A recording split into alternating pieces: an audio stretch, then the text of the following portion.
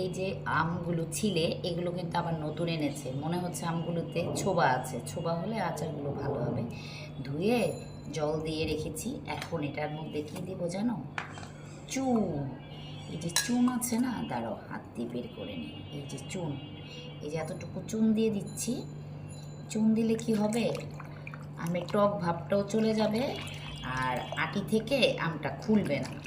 আমেরও একটা ভালো লাগে, কিন্তু চুনটা দিলে ভালো হয়। আর একটু মনে হয় লাগবে, আমার কাছে মনে হচ্ছে চুন।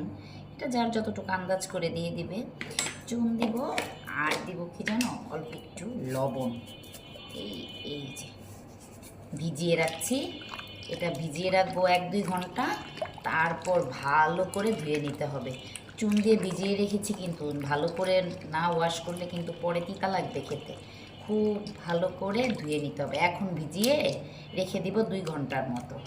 ব্যাস, যদি রেসিপিটা জানতে চাও কমেন্টস করো, বলে দিব।